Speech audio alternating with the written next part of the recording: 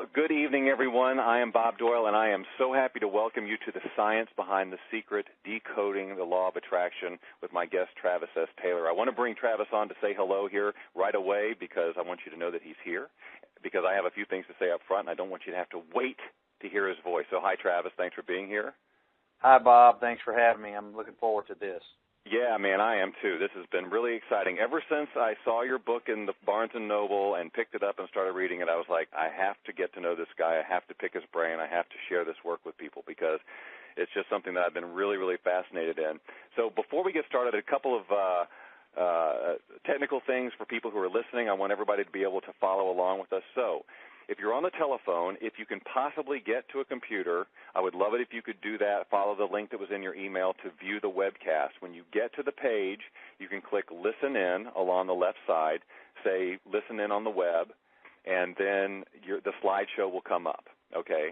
And if you're on the phone, if for whatever reason you're on the phone and you don't have audio on your computer or whatever and you want to see the slides, just click the Slides button there, and be sure to click the button underneath the slides that say Synchronize Slides with Phone. Otherwise, the audio will be all off sync, and you'll be confused as to why he's talking about things that aren't there.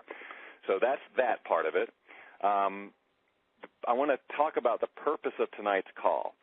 I have always been very interested in the science of the law of attraction since the very beginning. I never really was able to get results with it until I understood more of the quantum physics behind what this is all about. It wasn't enough for me that it was this new agey concept or whatever, and I needed to understand that stuff. And so once I started to get an understanding of it, then I started to see results of it, and my life completely changed. But for a lot of people, they want more than what is out there in terms of an explanation. They want more than, well, everything is energy and blah, blah, blah, like attracts like, which I don't buy into that anyway. That's really not the definition of the law of attraction. And so they really want some deeper science. So when I found this book and got to talk to Dr. Taylor, it was like, oh, man, this is exactly what people are needing. So the purpose of tonight is to really open your mind in a whole new way and see the nature of the universe in a new way, the power of your thoughts in a new way. It's one thing for us sort of law of attraction teachers to tell you this stuff or to relate the information from a scientist to something that we read or something that we just know. That's one thing, and some people can get that and run with it. But other people would really like to hear it from the horse's mouth, so to speak, and that's what we're going to be doing tonight. So just real briefly, I want to, for those of you who are new even to me and heard about this call from someone else, I want to do a brief introduction of myself, and I will really, really keep it brief. But my name is Bob Doyle. I have a company called Boundless Living, and the purpose of our company, our mission is to help people live their life by design. That is to create what they want their life to be and live into that. And, of course, understanding the law of attraction really helps you do that, and that's why we have such a focus on the law of attraction, because if you understand it, you understand how you are really constructing your reality on a moment-to-moment basis, then you can be more intentional about it and actually change the things that you want to have changed in a way that you want. So that's what my work is all about, and, of course, I've been doing this work for about 10 years. It led me to the appearance in the film The Secret, which, of course, this book is referring to. And so it's been a great ride for me since the law of attraction came into my life, and then even more than that, an understanding of it in the level that we're going to talk about tonight. So I'm hoping to be able to share that level of understanding with you and even go deeper even myself as a result of this call. If this call really speaks to you, and you're really excited about it, I wanted you to know that we're going to give you an opportunity to spend 3 evenings with me and Dr. Taylor next week online to really dig even deeper into this stuff. We'll tell you more about that as we go along. I mean, there's really so much to cover, and I don't want to spend a lot of time on anything other than the content tonight.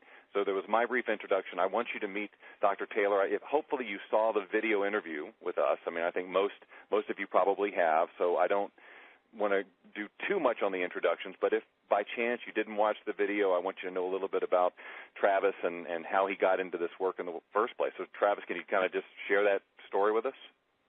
Yeah, I'd be glad to. As Bob was telling you, I'm Travis Taylor. Some of you may or may not recognize my name, Travis S. Taylor. I'm also a science fiction writer, and I'm also a scientist by day. I've got 5 different college degrees, all of them in technical fields, including physics and aerospace engineering. I was always somewhat of a skeptic of these things. They all seemed like snake oil to me, so I didn't really believe it. I thought it was just another, con or people selling to the marks, of feel-good nonsense. But I had been doing some research for a science fiction novel, and it was called The Quantum Connection. It was my second novel, and I was really getting into the details of quantum physics and how the universe is put together and how everything is connected. Now, I was also doing some quantum physics interaction experiments in my day job at the time with the Department of the Army, studying how light is quantum connected with itself, and you can actually send two beams of light that are connected to alternate ends of the universe, and they're still connected and influence each other instantaneously, which I'll talk a little bit more about later and in great detail next week. But so I was really studying how the nature of the universe was really described by quantum physics. And I'd come to the conclusion in this for this novel, as again I was telling you, it's called The Quantum Connection, that we all are connected to everything in the universe through quantum physics. And I was given a lecture at a science fiction convention about this novel and about the science in the novel, and somebody in the audience raised their hand and asked if I had heard of the research being done by this MD and this scientist that had decided and discovered that the human brain is actually a quantum computer. Now, don't get too wrapped up in what a quantum computer is just yet. I'll explain that in detail later. But the trick is that we had always thought that our brains worked as a regular computer or a learning neural network. But these guys, apparently, this person was telling me, were saying that the brain doesn't work that way. It works through quantum physics. I had to admit that at first I'd heard of that. And so but it excited me to no end. So after that evening was over, I ran back to the hotel room and put my Google foo to work and started researching. It turned out it was an anesthesiologist named Stuart Hameroff and a very noted mathematical physicist named Sir Roger Penrose. A very well-respected and brilliant man, likely to be a Nobel Prize winner, at some point within the next decade or so. And what they had discovered was that, indeed, your brain works through quantum physics. And when I heard that, I thought, wow, that really matches to what I'd been realizing about how all things seem to be connected through this quantum physics, these rules of quantum physics. And it was really exciting to me. But then the real key came about less than a week later. I came home from work one evening, and my wife told me, she said, "You've got to see what I saw on Oprah Winfrey show today." And at first, I kind of smiled. I didn't have any idea what she was, because I don't watch the Oprah Winfrey show. I never have, really.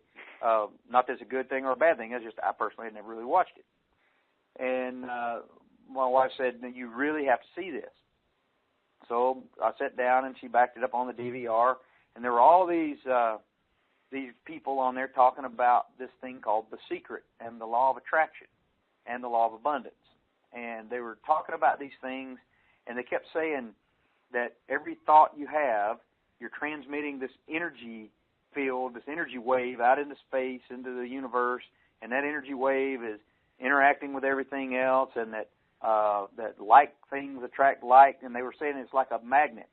Well, that made me cringe as a scientist, and also one of my degrees in electrical engineering, which I deal with magnets on a daily basis, and I'm like, no, opposites attract when it comes to electricity and magnetism. But everything they kept saying was this like attracts like through this energy that your mind is broadcasting with each thought. And it clicked real quickly with me, and that's why my wife had wanted me to see it, because she had heard me give my quantum connection talk before. And it turned out that it hit me that, quantum physics works that way. Everything in quantum physics is just like that. Like things interact with like things and stay. When like things interact with unlike things, they vanish. And I'll talk in detail about that in a minute. But the key thing about quantum physics is that like things cohere, as we say in physics, they stay, and unlike things go away, they decohere or vanish. And that was real powerful hearing these people say that. And then I gave them a break on the magnet analogy because, they're theologians and life coaches and philosophers and so on. So, they're not quantum physicists, and I didn't expect them to understand that. But the real thing that hit me was, wow, this all fits together now. I put the things together, the quantum physics and the connectedness with the universe, and then the fact that if your brain works like a quantum computer, then every thought you have is creating a quantum energy function. It's actually called a quantum wave function that's broadcast into the universe and interacts with every other quantum wave function in the universe, and instantaneously across any distance in the universe, like things connect with each other, and unlike things disconnect with each other. That was so powerful to me. Literally the next morning, as I was driving into work, I felt like a different person, because I realized then that you could use this knowledge, this science behind the secret, the real meaning of it, if you can really believe it, really understand it, that it's a real phenomena, that there's no limit. The sky isn't even your limit. The universe is your limit. Yeah, that is exciting stuff. I mean, it's just so awesome to hear that from somebody who really knows what they're talking about. I mean, and I know that's what a lot of people are thinking, and they're really getting that. And I think one of the things that really drew me to your work and all of this, and just because I've been very frustrated with these like attracts like definitions of the law of attraction since I understood how more about resonance and things. I mean, I use different terminology when I talk about it, but because it is very confusing for people, because there are very intelligent people who will bring up the magnets and all these other things and say, well, like doesn't attract like. That's not how it works, this, that, and the other thing. And there's a deeper understanding that if you have it, then you can say, okay, I see how this works. And that is what tonight, and then, of course, next week, if you choose to join us there, is all about. So, Travis, why don't you just get into it? We've got a slide presentation to go through, lots of material, and about an hour or so to get through it. So I'd like to just get into it, and if you don't mind, I'd like to be able to comment from time to time on what you're talking about. Yeah, feel free, Bob. Jump in at any point. Interrupt me as much as you like. It's always great to have another person's perspective on anything that you're trying to understand and or explain. A real good memory I have is from my favorite teacher in high school. The one thing she taught me was that until you can teach and explain something to somebody else, you truly don't understand it yourself. And so feel free to ask questions and so on, and add other explanations, because it might open up. Every experience opens up some new understanding is the way I look at this. Great. So, and also, by the way, speaking of questions, because I know a lot of people are going to have questions, we're really pressed for time tonight because we've got so much content. But next week, if you decide to join us, we're going to have all sorts of opportunities to get your specific questions answered. If you have questions about tonight's event, or if you join us next week, every day you'll have a chance to answer. Because, I know tons of questions are going to come up. I just know it's the nature of this kind of stuff. So that being said, Travis, go ahead and go with it. All right, here we go. So let's get started with just trying to figure out what we're talking about. What is the secret? That's what the big, other than a marketing ploy, them calling this the secret. What really is this thing?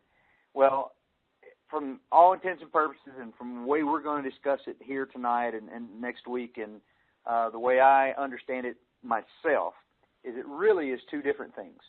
It's two philosophical maxims.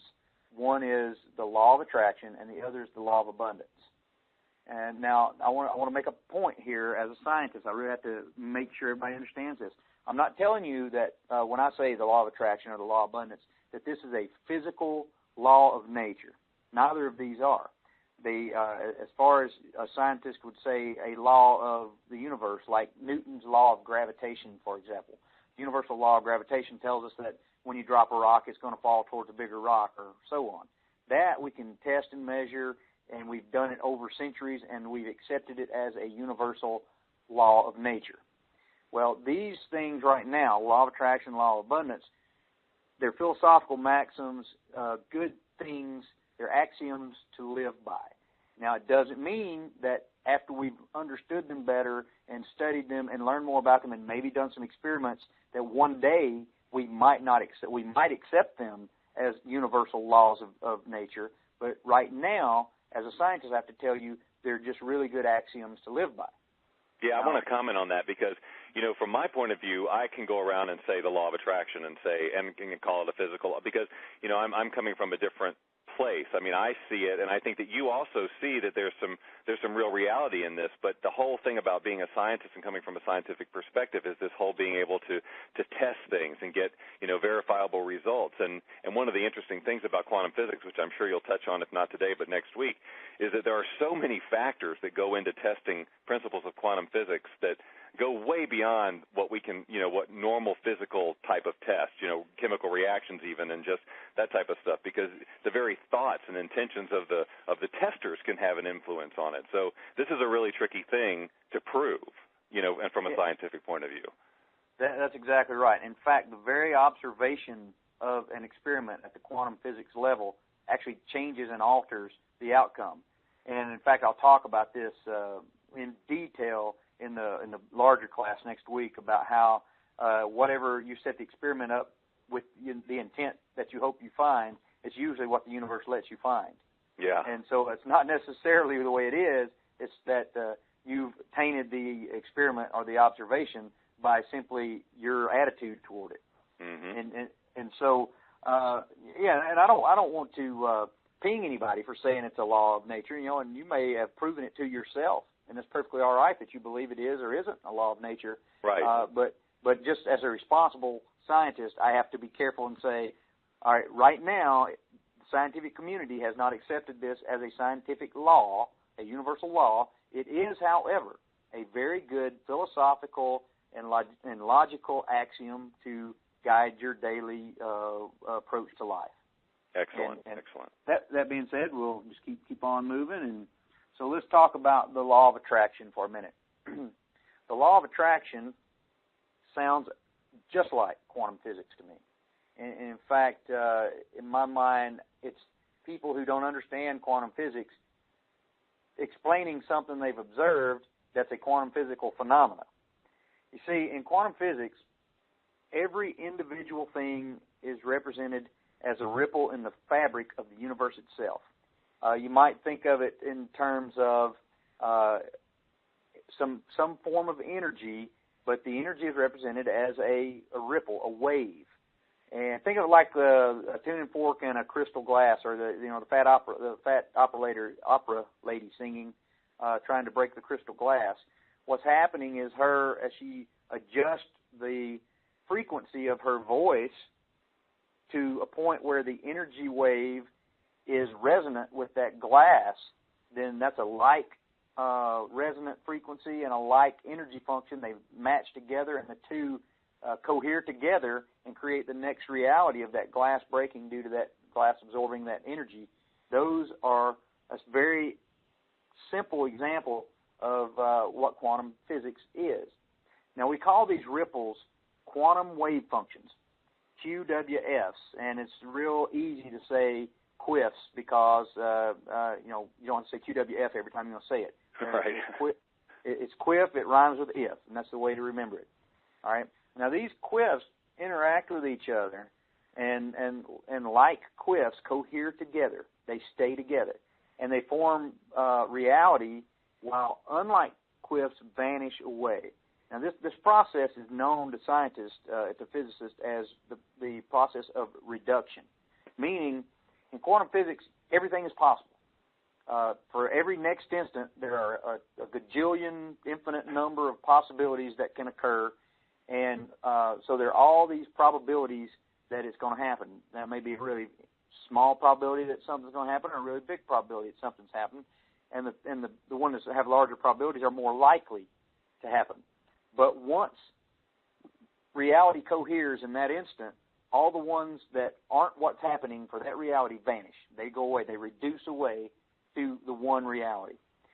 You may have seen things like this on Star Trek or other science fiction shows, even on Back to the Future. There were all these alternate realities based on them going back to time and splitting the universe into multiple realities and so on. But that's an example of there being opportunities for there being other things that would happen, and when something finally does happen, all the others vanish, and the reality is the one that stays or coheres.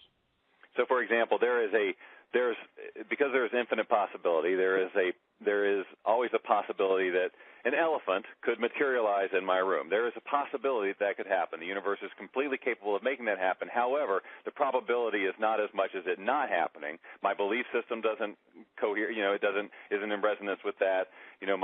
Everything about my life and my beliefs, the energy around me is not going to have that occur. That is a very good example, Bob. And in fact, there's an example that we actually kind of use like that in undergraduate level physics classes, but it's with a tennis ball and a wall. You can take a brick wall and hold a tennis ball in your hand, and there is a probability that if you lightly pitch that tennis ball at the brick wall, that it will pass through that brick wall. And you can sit there and throw that tennis ball until the cows go home, and it'll bounce off that wall almost every time. But as you make that scale smaller and smaller, and you get down to a wall of, say, silicon or something and an electron, it's the same thing, but at a smaller scale, the electron has a higher probability of passing through the wall, and it does in many cases. And in fact, that's how transistors and diodes work, is on that quantum principle. And it's the same thing with the elephant in your room. That's exactly right. You could cohere an elephant in your room at any point. The probability is pretty much infinitesimal. It's finite, but small.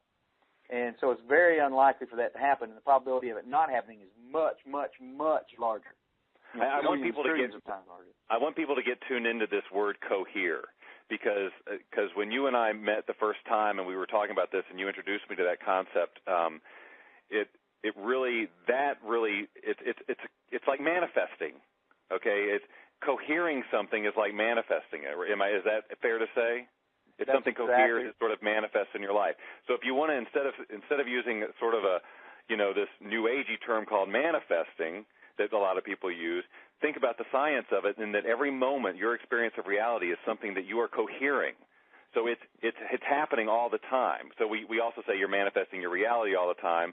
But if you want to bring it into another level of science and physics and what we're talking about here, you're cohering it. And again, I'm sure that's something that next week we'd talk about more. But it's just a fascinating way to look at it.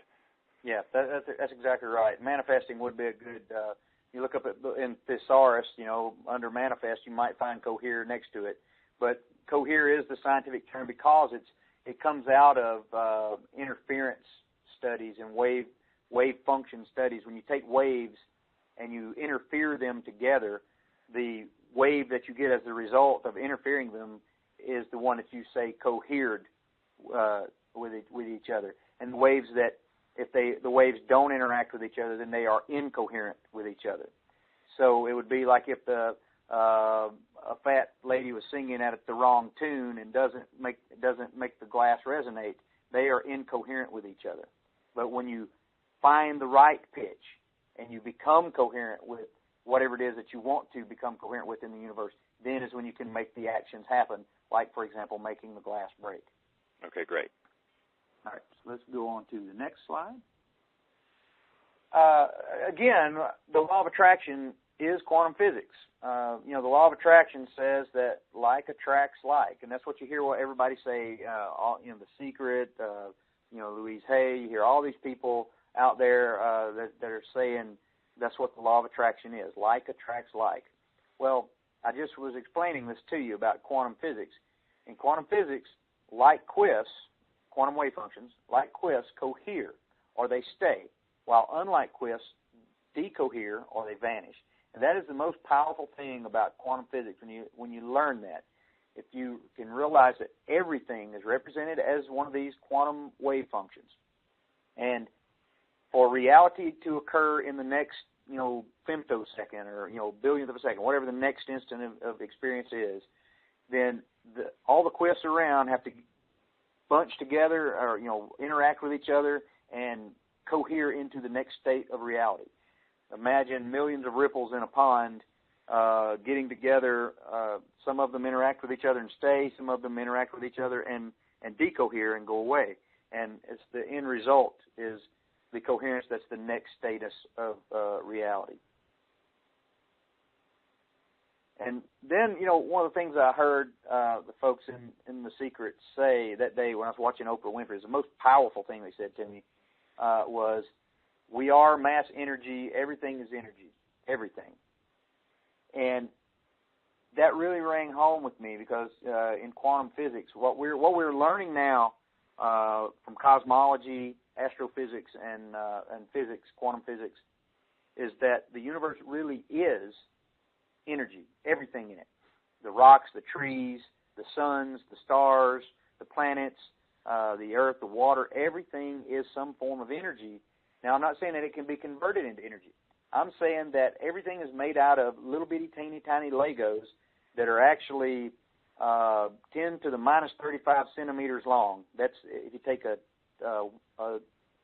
zero and a decimal point and then put 35 zeros and then a 1, that many centimeters, that's the smallest little chunk of space and time that you can create. And so that little chunk is made of these quantum energy vacuum fluctuations.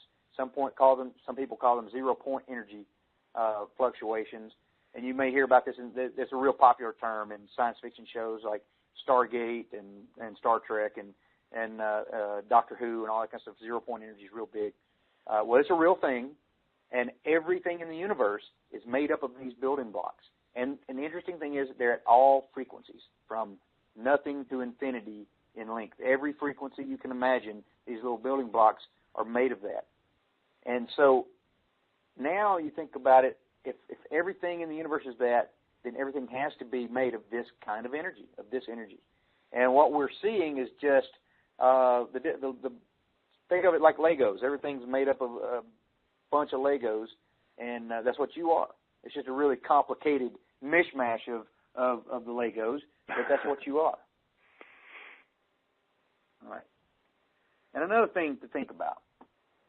There's one of the points I wanted to make here. I kind of skipped over it a few minutes ago, but when I was watching that episode of Oprah, the first thing I remember telling my wife was, all these people on here sound like a bunch of Yodas. Now, I don't know how many of you out there are from the Star Wars generation, but most people know who Yoda is, the little green guy that was the Jedi master that taught everybody about the Force and how all the things in the universe are connected. Well, one thing he says to Luke Skywalker in The Empire Strikes Back is that size matters not. And I was hearing all these Yodas talk about there shouldn't be any limitations and all this kind of stuff. And I kept telling my wife they sound just like what Yoda was saying, and so as kind of it's not a humorous thing, but it's more of a humorous point of respect from me, since I'm a science fiction person, of calling these people that. The thing is, about size mattering not, what does that really mean? Well, let's talk about the law of abundance for a second. The law of abundance is a simple restatement of one of the things that cosmologists have discovered over the last 100 years. The universe is really freaking big. I mean, it is very, very big. Right now, to our best guess, and this is only the observed universe, and when I say the observed universe, we believe that the universe is bigger than our technology is allowing us to observe right now, but there are 10 to the 22 stars at least in the universe. Now, that means if you take a 1 and draw 22 zeros after it, it's that many stars in the universe. That's a lot of stars. That means the universe is huge. And think about this. As I just told you, everything in the universe, including the universe itself, is made up of this quantum vacuum energy fluctuation. It's all energy. So that means there is plenty of energy in the universe. Any belief that there isn't enough stuff in the universe is just wrong by any definition of the word. Don't let anybody tell you that there's an energy shortage or a crisis. That's just people trying to gain power over you by telling you that there's a problem. There is no problem if you begin to understand the universe is huge, and simply realizing the universe is huge and there's plenty of energy, and it just even in the fabric of the universe. Then it just means then we just have to be smart and use our brains wisely to figure out how to tap into that energy. Now, let me give you an example of a little thought experiment for you to do. Think about a billboard. the huge billboards beside the interstate. Now, I want you to imagine that as the universe. If you took all of the energy on the entire planet Earth, heck, go even further, all the energy in our solar system, you couldn't even make a dot small enough on that billboard to represent it. I mean, it wouldn't be visible to the human eye. So no matter what it is you want from the universe, it's not even a drop in the ocean. That's not even a good analogy. That's too big, too one-sided. It's even more than that. You could get everything you want and not have impacted the total amount of energy in the universe without any problem. So remember that. It's all there. You just have to learn to get it, to use it, and to implement it. To cohere it, right? Yes. Yeah. To cohere it into the reality that you want. And hopefully as we go along, you'll start realizing that that's how that there is a way to do this, and it is through implementing this your quantum wave functions of your thoughts appropriately. So with what I just said about how big the universe is, let's talk about why we're all connected. You can ask the question, are we all connected? Well, yes, we are. Of course we are.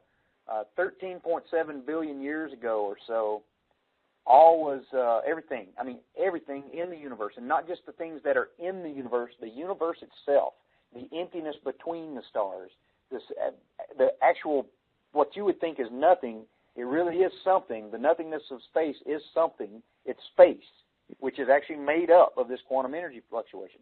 Well, all of this stuff, 13.7 billion years ago, was a teeny tiny point, the smallest, infinitesimally small point you can imagine, and we called it the Big Bang singularity. That's what cosmologists call it. And when you see all these science shows on, Discovery Channel and History Channel and all that, that's what they're talking about when they say the Big Bang singularity.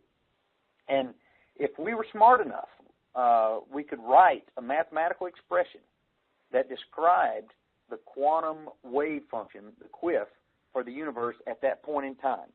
Now, we know it can be done. We just don't know how to do it yet. We're getting close.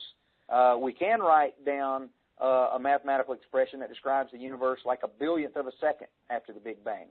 But we can't there's some physics we haven't learned yet to get from that point to the actual instance of that Big Bang singularity, the super universal QUIF.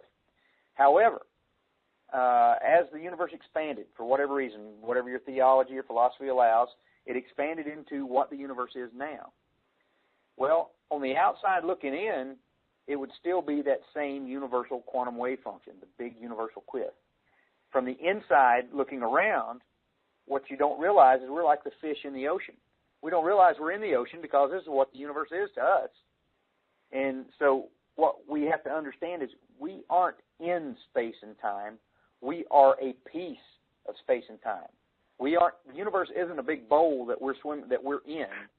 We are part of the bowl that is the universe. That's great. I love that. Well, that's a hard thing. It's a hard thing for people to grasp. They think that we're in it, like we're on the planet. But, right. We're not in or on the universe. We are a part of the universe. Absolutely key to understand. Yeah. And once you start to let your mind wrap around that, then you start realizing I really am connected to the universe. The universe is a part of me, and I'm a part of it. So remember that. We're each a subset of that universal QUIF. And, what happens after conception, after a baby is conceived in the womb? Well, let me tell you about a thing called the cytoskeleton. The cytoskeleton is it's a particular protein. It's inside every living organism on the planet. It's actually a thing that has a bunch of proteins in it. I should clarify. And in each of these cytoskeletons, there's a protein called tubulins. They're little microtubules, and every living thing has them. Well, what Roger Penrose and Stuart Hameroff proposed was that it's these microtubule proteins inside these cytoskeletons that are the key quantum wave function transceiver device in your brain as well as in all the living things. If you ever watch a special on when a baby's born, when it's conceived. They never say, well, the baby now starts to grow fingernails because of this. No, because they don't know. We don't know. All the specialists say is at this period in time is usually when the baby starts to grow fingernails, right? Well, why does it do that? How does it know? Well, because my belief is because the living cells in there have these microtubules in there, and the instructions aren't necessarily the DNA. They're more like the transceivers. The instructions is actually a part of the universe. And what's happening is the nature of quantum physics is that it seems to want to have life occur. And this is just part of the recipe, the steps that these cytoskeletons or these the microtubulins are receiving or from the energy in the bigger quantum wave function of the universe that leads it to the next step and the next step and so on. And I'll talk a lot more about that and how that leads you to things like, you could explain why some people believe in ghosts or think they've seen ghosts, what this quantum energy is that is your experience, that is you, your mind or your soul, if you will. Where does it go when these transceivers to your brain is no longer working as a quantum computer? Do you really die? Or actually is it that your quantum wave function is still part of the universe?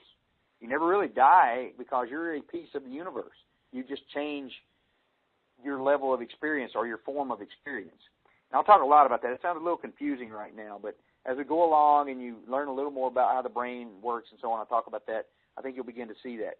And there's another thing I'm going to talk about, too, are eureka moments and universal truths. Penrose, the scientist, the physicist I was talking about, him and Hameroff both, they believe that there is an underlying set of quantum rules that is the nature of the universe. And when you have a eureka moment, it's your mind cohering to a bigger piece of the universal quantum wave function. And that is the aha moment because that knowledge has cohered with you. You've done something, you've studied enough to set your brain up so it's a lot like that piece of the universal wave function. And remember, like things stay, unlike things go away. And so your brain, you trained your brain enough to be like that, and then it coheres to that piece of the universe, and you get your aha moment. So can I make a comment? Can I make a comment on that real quick? I talk a lot about when I from a law of attraction point of view, when I talk about people, if they want to be something or have something in their life, or they want their life to be a certain way, that they have to be that it has happened. They have to be that they are this, but like if they want to be a musician, instead of being somebody who wants to be a musician one day, they have to be that they already are that musician, that successful musician, or that whatever it is that they want to be, because that changes their energy in a significant way. And I think that's very much what you were talking about, because that allows you to cohere that reality. But if what your primary focus is that you want this, and one day you'll have this, then you're not going to be able to cohere having it, right? That's exactly right. That's exactly right. Just wanted to just throw that law of attraction thing in there. Yeah, that's the one thing I tell people: if you want a shiny red bicycle for your birthday, don't wish you had a shiny red bicycle, and don't just want the shiny red bicycle. Just accept that you already have the shiny red bicycle, and you have to accept that is the way the universe is. And that's the quantum wave function that you're transmitting into the universe, that you're interfering, that you're cohering with the rest of the universe, and that's what you'll cohere. But if you're wishing you had the shiny red bicycle, then that's what you'll cohere with the universe, and the universal reality will be that you're wishing you had a shiny red bicycle. Man, which I think is exactly what you just said. Yes, but it's so great to hear it from this other point of view, because law of attraction teachers, myself included, will say this over and over and over again. But to understand, again, on this whole new level of science, how this is working, the physics of it, and this whole wonderful word cohere, I just love it. I hope that people's lights are just going on right now, because I feel lights coming on. I just get so excited hearing this stuff. So great. Sorry, go ahead. Yeah, hey, it all kind of came together for me, and then I said, well, I've got to study this in more detail. So I started looking at great philosophers and scientists and so on across history, and pretty much since the beginning of the first civilization of mankind in ancient India, the smart people have been seeing this kind of thing. The wise men, the shaman, the magic men, and so on, all that kind of stuff. They've had these philosophies. You know, even Buddha, one of the things he said was, all that we are is the result of what we have thought. The mind is everything. What we think, we become. That's exactly right. That's why I never let my 6-year-old daughter ever say that she's stupid or she's a loser or anything like that. You know, the words are powerful because of this. You know, what you're thinking is what you're transmitting into the universe as a quantum energy wave function. Your quip is going into the universe, and you don't ever want to promote to the universe that you're a loser or that you're stupid or whatever. You always want it to be, I have a sort of a mantra I say inside my head to myself often, is that I'm super, awesome, ultimate, maximum, and cool. You know, I think of every cool word, awesome superhero word I can think of and say that to myself so that if I'm letting myself have bad thoughts like, oh, man, that was stupid, I stop myself right then and then immediately start promoting good thoughts about myself and about the things around me and about the universe around me. And it makes a difference. Even if you don't want to buy into it, it's still a better sort of way to feel and be on a positive note than to be sort of a negative at that. Yeah, sure, absolutely. It just makes sense. So just go a little bit into what I'm talking about here. This is sort of a map of things inside the brain.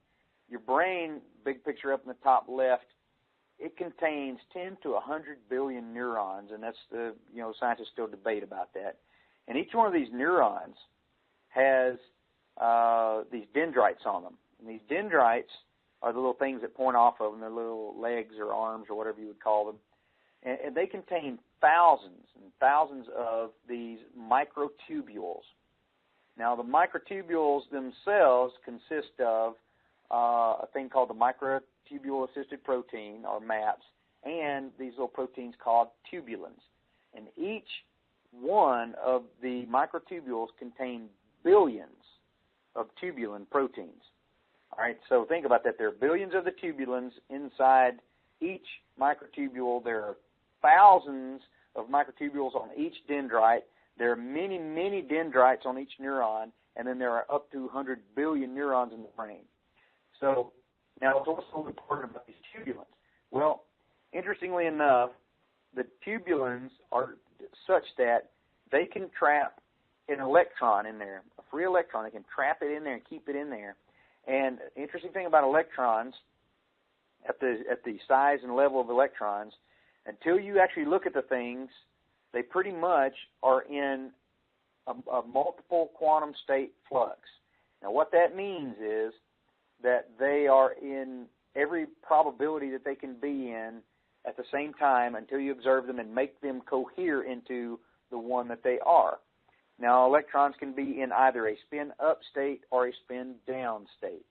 So you have one of these tubulins, and they're trapped in there, and the electron's trapped in there, and it's you have to write it mathematically as it is both up and down until for some reason something makes it choose and cohere into whether it is up or down. Now, that is the key to a quantum computer. You have to have a means of creating a quantum wave function, and then you have to also have a means of storing a list of data, like your database, and representing each piece of data in that as a quantum wave function. And then you interfere those things together, and instantaneously the quantum wave functions that are the same stay, and instantaneously the ones that are not the same vanish. They decohere.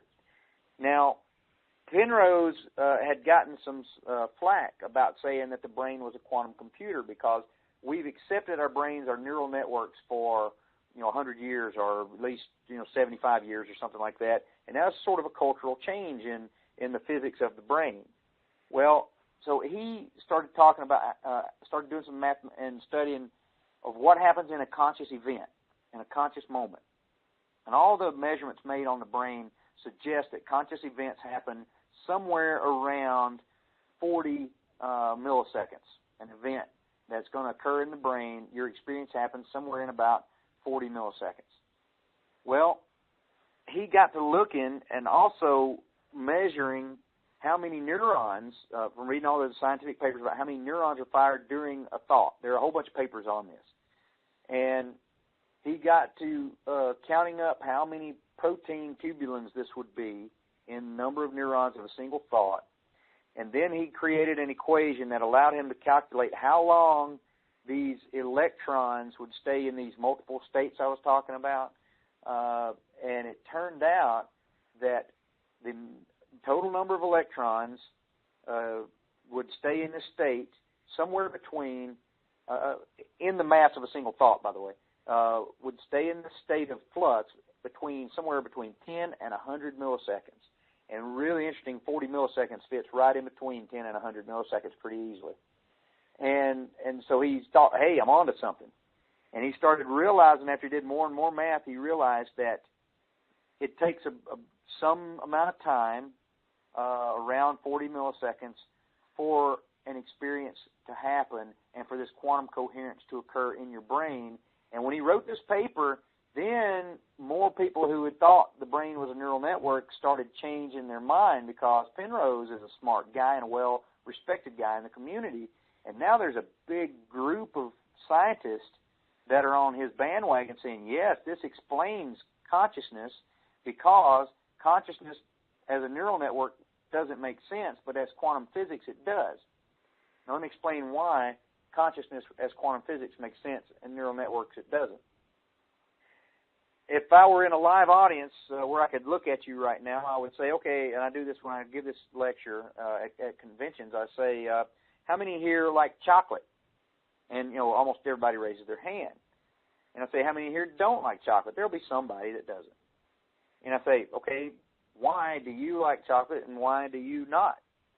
And nobody has an answer to that, because that is a non-computable question, meaning it is what it is. You can't write an equation that you can solve and say, okay, this guy's going to not like chocolate and this guy is. There's no way to do that. It's called non-computability. And quantum physics is the only known physical process in the universe that we've discovered as mankind yet anyway, that has non-computability built into the math of describing it. So that's another big argument that Penrose made, and since he made that, we realize now that your brain, you as an experience, as a person who is conscious and has reality experiences occur every so many tens of milliseconds, you must be a quantum physics entity. The things that make you do the things you do must be based on quantum physics. And so that right there is real powerful in letting you know that, hey, your brain is really a quantum computer. And so every time you set up a thought, you're setting up a quantum wave function that you're interfering with all the other quantum wave functions in the universe, and your experience is the next reality is what you experience is the interaction of your quantum wave function of thought in your brain with the quantum wave functions in the universe.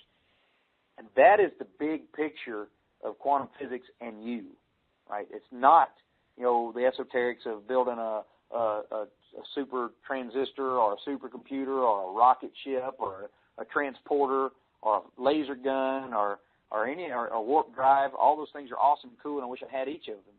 But the biggest thing to recognize is that you are a quantum entity. Every thought you're having is a quantum thing that's happening in the universe. Okay, hold on. You just changed slides, right? Okay. Yep. So let's just take a breath, because that slide, I want everybody to remember slide 9 for the replay. Okay, slide 9, that's where you go to listen again and again until you understand it. Because I remember reading the book, there were parts where I'm going, okay, I have to read this again. I have to read this again. I was able to grasp it much more this time because I've heard it 3 or 4 times now. But this is really significant stuff, and I don't want people just to glaze over because there's a lot of stuff going on in there. This is the value of this call. So be sure to avail yourself of going back and the ability to review this. And, of course, if you decide to join us next week, we'll expand on it even further and get into it. But this is just good stuff. So there's a lot of information there. I just want you to be able to absorb it. So we're 10 minutes to 9, so clearly we're going to go over the hour. still got a lot of stuff to go through, and I hope you can hang in there. We'll try and pick up the pace a little bit here if we can at all, but we don't want to cheat you of the information either. So obviously a lot of people still on the line, still on the phone, hanging in there because it's fascinating. But I just wanted to kind of check in and say, yeah, I know there's a lot of stuff there. Remember, you can go back and listen again. Okay, go ahead, Travis. Yeah, great. And this slide is sort of a recapture of what I just said. The thing that I want you to remember is, you're not a standard computer. You're not a neural network. Your brain works through quantum physics as a quantum computer. Now, what's the difference? A standard computer does what we call a dictionary search to solve a problem. And what that means is you ask it a question, and it goes through every word in the dictionary until it finds the word that matches the solution to that problem. It's like a password search you see in all the movies, the spy movies, where it's going through every possible combination of numbers until it hits the code and unlocks the safe. Well, that's how a standard computer works. A quantum computer doesn't work that way at all. Quantum computer, you create a quantum wave function that represents the question, and then you have the quantum wave functions of everything else in reality set up in the database. Of course, your database will be limited to some degree based on just how you build it. But then what you do is you take the question quantum wave function and you interfere it with all of the answer quantum wave functions in the database, and instantaneously the problem is solved because the like answer coheres to the question that it is like, and all the unlike answers vanish. And that's why everybody says that when we finally have quantum computers at a regular, at everybody's use, then you'll never be able to have bank accounts and PIN numbers and everything because they could be instantly cracked. And nobody has figured out a way that if we do create functioning quantum computers mechanically or electronically, the way a lot of people are trying to do right now, then if we ever do that, there are a lot of people who are concerned that it'll have to change our whole paradigm of how we live in the world because they'd be the ultimate code crackers. Wow. So this is an example of how that works in your brain. Say you're the guy on the right, and we start out on the left. Let's say you're the guy, you're looking out and you see something. Your visual cortex stores whatever it is you're seeing as a quantum wave function. And then it takes that quantum wave function and it compares it to all of the things in your memory database, right? And so this is an example set up of it's comparing things, and this is just a little subset of what it would compare it to, of course. But you see that the one that it's like, you have yellow cars and blue cars and so on, but the little red and blue car in the middle is the one that's like it, and that's the one that will stay stuck in your mind as the experience that you just saw, a red and blue sports car. And that happens instantaneous. It compares that. So you can imagine this happening, trillions of times instantaneously inside your brain.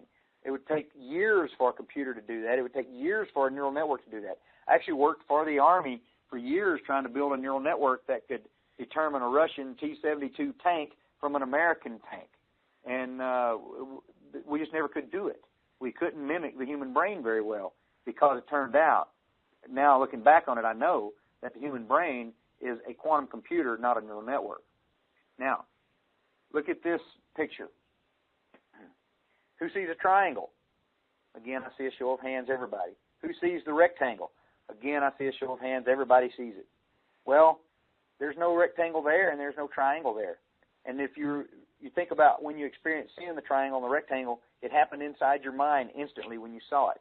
That is because, although there's only some Pac-Men drawn on this picture, your brain set up a quantum wave function, your visual cortex set up a quantum wave function of what it was seeing and compared it to everything else in the database as to what it was most like. And what was most like was what cohered: Pac-Man, triangle, rectangle. This is an experiment, a simple experiment that Hammeroff, Penrose, and some other folks like to use to express to you and let you feel it. And so you can understand that you really are a quantum way. Your brain is really working through quantum physics as a quantum computer. And what you just did was you did quantum reduction just then, and you felt it. That's what it feels like to do that. It's the same thing as the eureka and the aha moments. When you have those, it happens instantaneously. I like to tell a story here, usually when I do this, about how when I was in the 7th and 8th grade, I was a Rubik's Cube nut. I mean, I'd solve the thing in less than a minute, and I had Rubik's Cubes on my keychain, in my back pocket, in my locker at school, in my backpack, under my bed, under my pillow, everywhere. And teachers were always taking them away from me. And then as I got older, I didn't use it. I didn't see him for 20 years. And my brother had a kid when he got to be a teenager. One of his math teachers brought a Rubik's Cube in and said, "You guys go figure out this thing has trillions of combinations. Go figure it out." And he took it home, and he said, I can do that. And I took it, and I started playing around with it, and it took me about 20 or 30 minutes to remember how to do it. And there was a part that I was getting stuck on that I could never figure out how to get past. And then all of a sudden, just in one instant, the solution just appeared to me. It just came to me. It was a big eureka aha. It was a full-body experience almost. And when I had that, I was like, wow.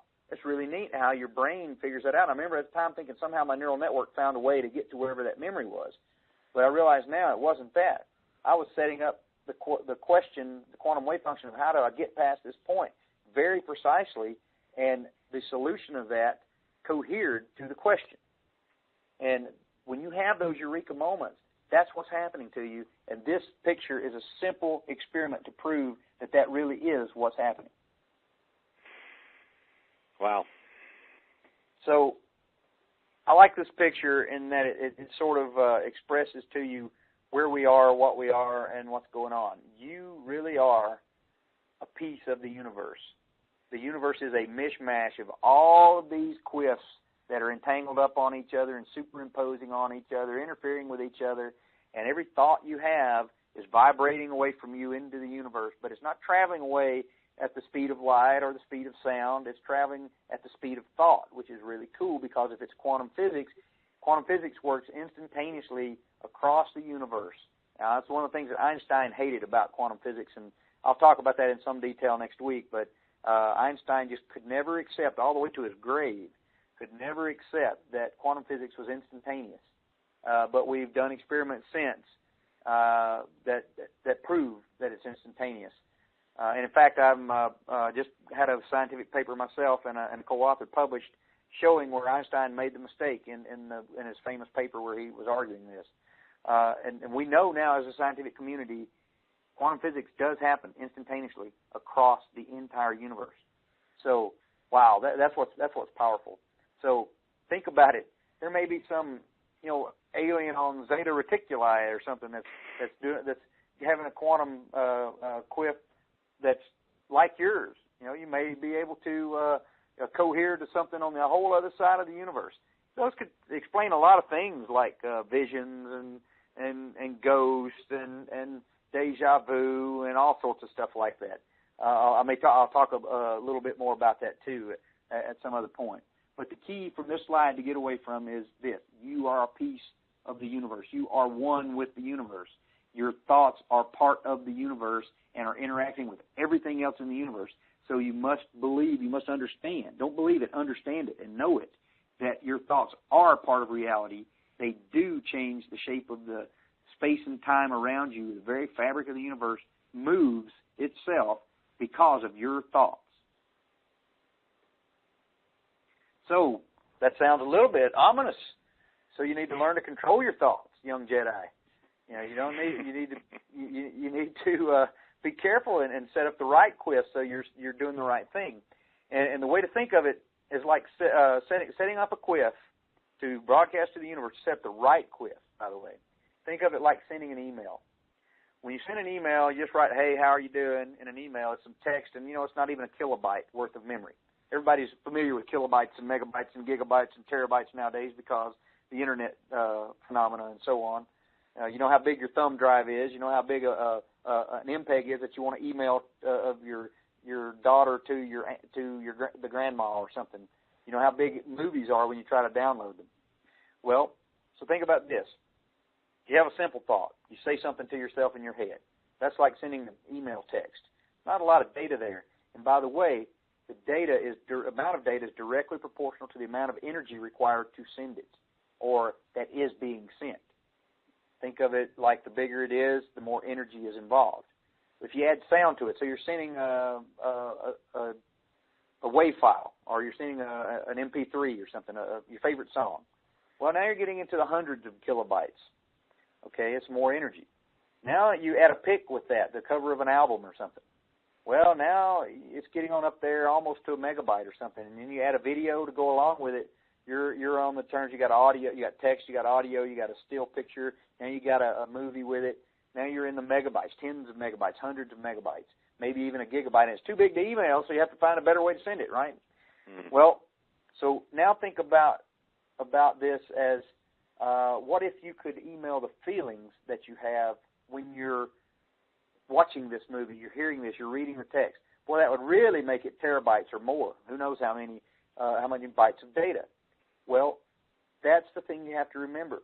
The bigger the email you're sending to the universe, the bigger the quiff that you can send to the universe, the more impact you can have on the universe. Because you think about it this way. If I just say it to myself, I have a red bicycle.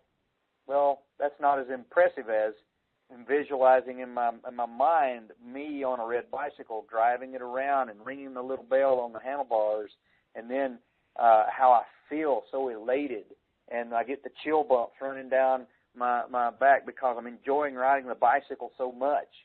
Now, that is a much more powerful and complicated quantum wave function.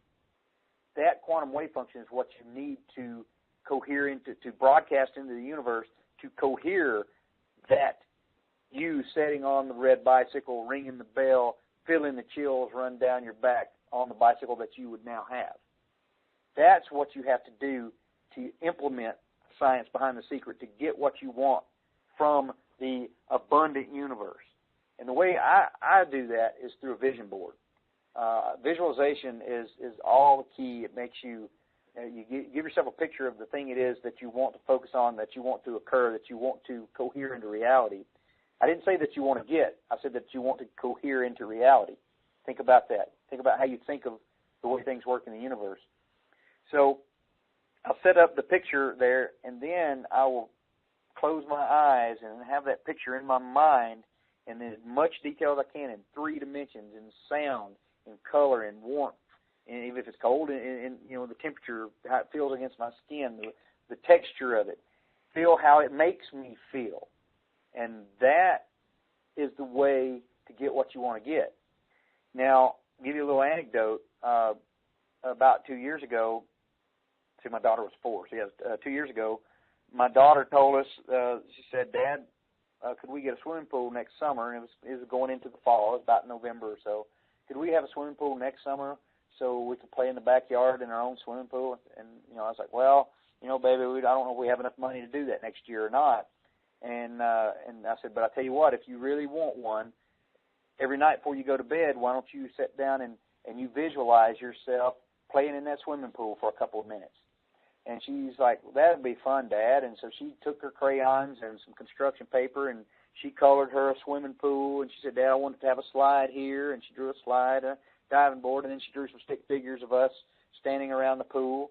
And she pinned it up on her wall. And every night she visualized that it was that she was playing in that swimming pool. And then a few months later, when my royalty checks from the science fiction books came in, I had a royalty check that was way bigger than I was expecting, way bigger. And my wife and I looked at each other when we opened up the check, and we were like, wow, we can have Callista's swimming pool now. We can get my daughter a swimming pool this summer, and that would be great. And so we actually did. We put a swimming pool in the ground in our house. We played in it, and my daughter understands that is how you make the universe cohere into what you want. Now, the skeptic, of course, could say, well, you're spoiling your daughter. You actually were going to get that money anyway. It's coincidence, happenstance, whatever. Not to my daughter. He can talk to his blue in the face, but my daughter knows that it works because it worked for her. That's anecdotal evidence, which isn't scientific evidence, but everybody has an anecdote like that if you'll think about it. And it may not be from a positive aspect. It may be from a negative aspect, because remember, every thought is a quantum wave function that you're projecting into the universe. Every thought. So your negative ones are there too, and they are interacting with the universe. And do you want your negative thoughts to cohere into reality? No, you don't. You're just like, man, I always am late for work. I always get stuck by this light. The traffic is always so bad in the mornings. That's what you're promoting into the universe. That's what is going to cohere around you. That is going to be the reality that you experience because because you cohered it, you caused it to cohere and become reality. So what quantum states are you reducing right now? So I went through some of my favorite sayings and so on and started putting them together just so everybody can look at them and think about them for themselves as the quotes are really interesting life lessons. My main one that I do, forget try, attempt, I was doing my best. Forget that. There is no try, only do or do not. It's what Yoda told Luke Skywalker in Empire Strikes Back. There is no try. Because look, the universe doesn't care if you tried. What happens in the universe in the next reality is that you did something or you didn't do it. Did you break a world record when you ran that 100-yard dash? Well, if you did, you did. If you didn't, you didn't. You can say you tried. That's usually what people say when they didn't do it. So put that out of your mind. Look, if you didn't do the goal that you thought you had set out to, don't look at it as a failure. It's not negative. What you learned was the amount of effort you exerted in that particular attempt was not the right amount of effort. It may not necessarily been that it wasn't enough. It could have been too much. It wasn't the right amount of effort to get the outcome that you wanted. So use that as the experience to tell you, now I know more about what I have to do to cohere the reality in the next step. Every thought we think is creating our future. That's what I've been saying the whole time here. Every thought that you think is creating your future. Remember that, because what's happening, you're projecting this quantum wave function in the universe. It's cohering, interacting with the universe, and the reality around you is cohering, and that's the experience you have. You are doing that. We're each responsible for all of our experiences. Of course you are. It's what we've just been saying. And this is really interesting. So I tell you, keep on asking, and you will receive what you ask for. Keep on seeking, and you will find. Keep on knocking, and the door will be open to you. For everyone who asks receives. Everyone who seeks finds. And to everyone who knocks, the door will be opened. Now, this isn't just a theological statement here. This is a guidance on just what it says. If you seek it, you'll find it. If you ask for it from the abundant universe, you'll get it. If you knock on that door, it'll be opened. You don't wish you were knocking on the door, or you think, well, if I knock on the door, nobody's ever there, nobody's home. That's not how you do it. You knock on that door, you know they're there, you know they're going to open the door. All that we are is a result of what we have thought. The mind is everything, what we think we become. I like this one from Mark Twain. A man cannot be comfortable without his own approval. If you don't think that you are the most awesome person in the world at every instant, then you won't be the most awesome person in the world ever. You can't be uncomfortable with yourself or feel bad about yourself. Just quit doing it. Don't worry about what happened yesterday. Don't worry about what happened 15 seconds ago. That's over. You live in this reality right now. Do what you need to do right now to feel awesome right now. And then you'll feel awesome in the next reality that occurs 40 milliseconds from now. So just keep that in mind. Don't dwell on the past. Don't focus only on the future. You'll be in the present. Be in the present moment, because that's the only moment that's in existence in the quantum wave function. Now, an interesting thing about that, there's a really cool Jedi statement in the first, in the Phantom Menace, where Qui-Gon Jinn tells Obi-Wan Kenobi, Obi-Wan says, Yoda says, be mindful of the future, but then he tells him, but not at the expense of the present. Perfectly okay to plan ahead, but focus on the right here and the right now. Always remember, your focus determines your reality. We are mass energy. Everything is energy. Never forget that. Everything in the universe is energy. Everything. Now, one of those life coaches that was on Oprah, Cheryl Richardson, I don't think she was in The Secret, but she's one of those the life coach, law of attraction types of folks. She had a thing that really stuck with me. A lot of people think that the universe is out to get me, or they're just because they're not out to get me doesn't mean just because I'm paranoid doesn't mean that they're not really out to get me, or whatever, things like that. Don't feel that way. Turn that around. Your daily mantra ought to be, the universe is conspiring for me. That's real powerful. Think about it. The universe is there conspiring for you, to make you happy, to help you do whatever it is that you want to do. And look, we talk about a lot of stuff tonight. We glossed over a lot of it. It's really complicated. It's taken me 42 years to get to this point, and I've been going to college more than 20 years of my adult life. So don't feel bad if you've got a eyes glazing over moment through here, or you did a double take, you didn't quite get it all. I'm going to go into more detail about it next week and try to explain it a little better, even again in each piece of this in more detail. Thing tonight for you to take away from it, whether you join us next week or not, take this home with you and accept it and own it. Your brain is actually a quantum computer, with each thought creating your reality via a universal quantum connection. You are connected to everything in the universe because your brain is a quantum thingy, a quantum entity, a quantum computer, and every thought you have is broadcasting these quantum wave functions into the universe, everywhere in the universe at once, and is interacting with the universe, cohering into your next experience of reality. And if you want to try and absorb it a little better, we can take it in piece parts and come back and forth to it. I summed it all up in this book, Science Behind the Secret, Decoding the Law of Attraction. It's available from Bain Books. You can find it at most bookstores and Amazon and Barnes & Noble and so on. Just keep in mind that it's available. If you were interested in what you saw here tonight, there's much more detail in the book about all of it. And again, next week we're going to go through kind of each piece of the book and all the details that you didn't get tonight. So go ahead, Bob. I'm just blown away, and I've heard this stuff 1,000 times. And I think what's really great for me, and I think for a lot of these people who have just had an intuitive knowing about this stuff, to hear, again, I keep saying this, but to hear the science behind it is so empowering. It's so validating. And it really, even again tonight, it really has me focus on just how powerful our thoughts are, and these little things that we say to ourselves, these negative thoughts that we have that we don't even know about, how powerful they are in creating our reality, and yet we wonder why things are the way they are, and that we have the choice to change those thoughts at any time, and that we absolutely need to if we want things to change. So look, I mean, there's again, like you said, we talked about so much, and we've been talking about how we want to make you available for more in-depth exploration to all of this stuff so that people can really, really integrate it. Because I think what happened tonight for a lot of people was that a lot of head nodding and a lot of lights going on, a lot of yes, yes, yes. But what we really want is to somehow take your 20 years of college and integrate that into people so that they can be with it. Not, it's not something they just mull around and think about and say, oh, that was a kind of cool conversation. What we want is for people to get this on a really deep level, and I think that just is going to require more time and a little bit deeper understanding. I mean, like you said, it's been a lot of study for you to get where you are today.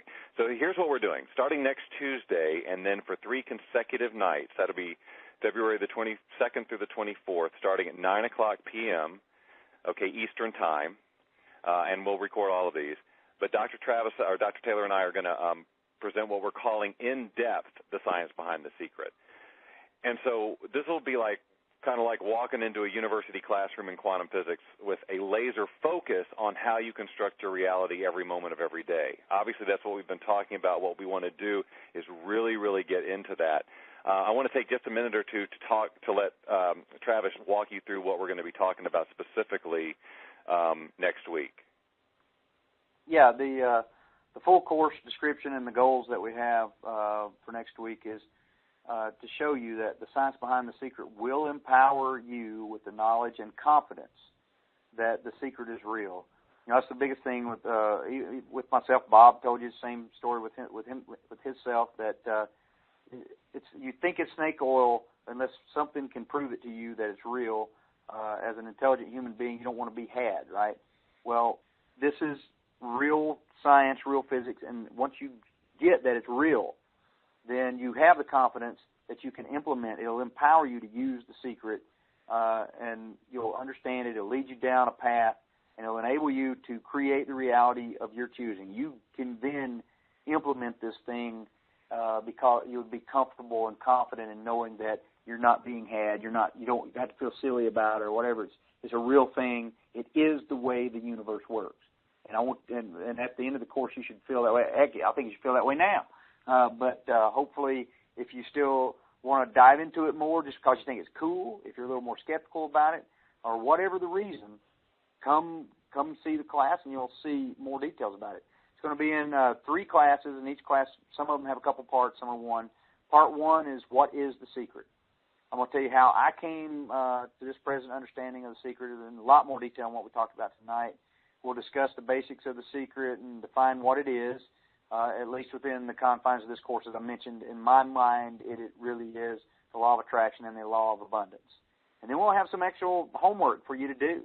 You don't have to feel like you got a bunch of problems to solve or whatever. They're going to be fun little experiments or exercises you can do that you develop for yourself, a detailed list of things that you've attracted to yourself. And we're going to find out, and you're going to try to think about why you've done that.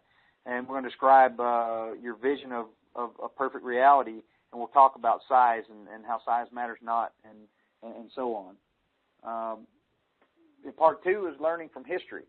Now, you hear that people have been saying this forever. Some people call it New Age, New Thought, New Move, whatever. It's nothing new about it. In fact, I studied and I spent a great detail of historical digging, reference research, and so on before I wrote this book, and determined that this has been around for at least 4,000 to 5,000 years in humanity, all the way back to the Indus Valley in India, the oldest ancient civilization known to man. And it's not anything new, and the great minds throughout history have been talking about it and telling what they have observed. And only by realizing that humanity has been driven by the secret will we begin to truly accept it and learn how to implement it. We realize that is what the best parts of humanity has been driven by, what's caused it. And then we're going to have an exercise, another homework piece there about theology and metaphysics and so on. And then in part 3, that'll be the second night. That's actually class 2, and it's going to be everything in the universe is quantum physics. It's going to be that slide 9 that we showed, and the slide with the cars and the brain and the head, human head there, and the quantum computer part, and the little Pac-Man and the boxes and all that kind of stuff. And it's going to be that in great detail in much more aspects of quantum physics. I'm actually going to talk about Einstein and Maxwell and Niels Bohr and all these famous quantum physicists and mathematicians and philosophers, and then I'm going to lead that up to some experiments that were done, very famous physics experiments that we teach in undergraduate and graduate school, and even PhDs are done on them, and realize that there's some simple experiments that have been talked about. Even Nobel laureate Richard Feynman wrote a whole book about that. That is what led me to realize the best way to explain how everything is quantum physics.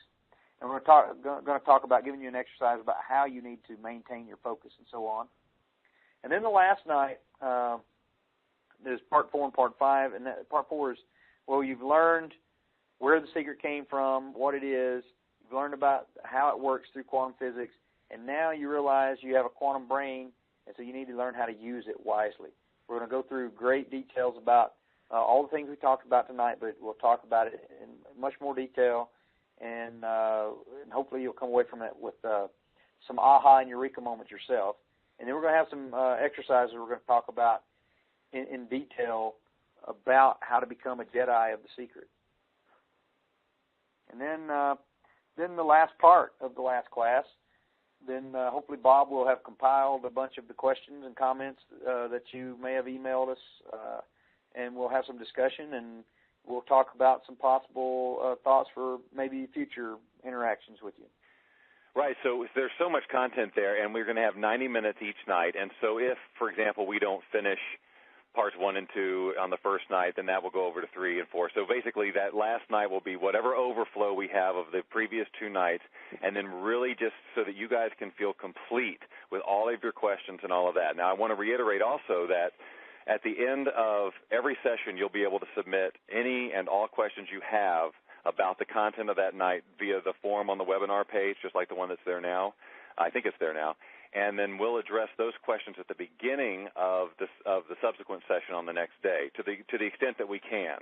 And then after the final session, Travis and I will take on all the remaining questions that you have if we don't get to them in that last 90-minute segment, and he and I will get on the phone and we'll record still another follow-up audio and then give you download access to that. All that to say that you'll have everything, all the questions that you have, we're going to address with this. So this is really an amazing opportunity to work with someone who has this level of knowledge and then get to do some real-life exercises to implement this stuff. So in total, you'll have up to about 6 hours or so of Dr. Taylor's time and expertise at your disposal, plus you'll have new knowledge on how to direct your thoughts in a way that really has a profound and purposeful impact on how your reality comes together. And I hope that you're starting to get that whole thing just with the distinction of the word cohere. So now, here's how it's going to work. So starting Sunday morning, starting this Sunday morning, we're going to be making this class available to the general public, people who were not necessarily on this call tonight. And the tuition for this all 3 days, is going to be $267. That's for all 3 days, plus the Q&A, and that we'll be sending after it's all over. And all, obviously Dr. Taylor's time and 20 years of experience. I mean, it's an amazing deal. I mean, if I could have had this kind of consultation and this kind of knowledge in me when I started my search, I mean, I would have paid literally thousands of dollars because of what I would have learned. So, but because you're on this call, you've sat with us, and I really I respect the fact that you stayed with us over time and everything. We really want to give you some incentive to just get started and enroll right away. So if you enroll tonight, you'll get all 3 nights for $197, and that's $70 off what we're going to be charging starting Sunday morning. And I'm saying Sunday morning because I know that a lot of people are going to be listening to this on a replay. Otherwise, we would have just said 24 hours because we want people who are committed. I mean, right now whether or not this is something you want to do. I mean, if you're engaged in this and you're like, yes, then now's the time to do it. I mean, there's no thinking about it. It's just you just do it. You just get involved and sign up and then join us starting Tuesday. I mean, I'm excited again.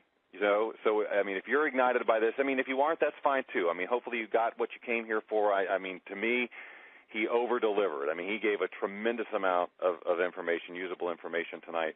But if you want more, we've got more. There's more to be had. And so all you got to do is click the button on the left of the slide on the webcast page where it says Down the Rabbit Hole, and then you can enroll. And we want to be able to realistically serve everybody in terms of getting their questions answered. So there's a certain limit that we have to have for the class. So we want you to get in before we even open it up to everybody else. I mean, if you've been here tonight, you know how riveting and engaging this content is. I mean, this is stuff that this law of attraction community, the personal development community, is dying to have. I mean, everybody's been clamoring for proof. Show me the money. Well, we've got the money. And I'm thrilled to be able to work with Dr. Taylor on this and get this out here. So this is something that's going to get bigger. I believe it's going to get bigger because this is exactly what people are looking for, because they're done with the, well, it sounds good, or just the little techniques, because there is all that stuff that's going on underneath the surface, all these quiffs that we're putting out that we're not even conscious of, and we're wondering why we're not getting the results. So these 3 days with Dr. Taylor next week are going to help you identify those things and really learn how to get those quiffs the way you want, so that you can cohere exactly what you want. So it doesn't have to be this magical thing anymore. I don't see how this is going to happen, or how is this going to manifest. No, we're going to take intentional control over our own personal energy systems. We're going to cohere exactly what we want as a result of these 3 classes. So look, I know we've kept you long. Travis, man, thank you so much for an amazing evening of information. I mean, I was just riveted all over again, and I could have listened and listened and listened, and I cannot wait till next week to dig deeper. So thank you so much for taking the time and all the work that you've done and for putting it out here. Hey, you're welcome, and thanks for having me. I enjoy it every time. It is our pleasure completely. So again, if you want to keep this conversation going and join us next week, click the Down the Rabbit Hole button. If you're not listening on the webpage, if you're not on the webpage, don't have that, I'm going to be sending out an email here shortly after the call for the link to the replay and all the information for people who couldn't join us. We'll give you the link to getting enrolled with the class next week, in-depth the science behind the secret. Again, thank you, Travis. Thanks to all of you who showed up. It was an amazing turnout. I knew it would be. It was just awesome. I could feel the energy from this side. And so I hope you enjoyed it as much as I did. If you enjoyed it half as much as I did, I'm thrilled. So until we talk next week, have an awesome night. Go out there and cohere great things. We will talk to you soon.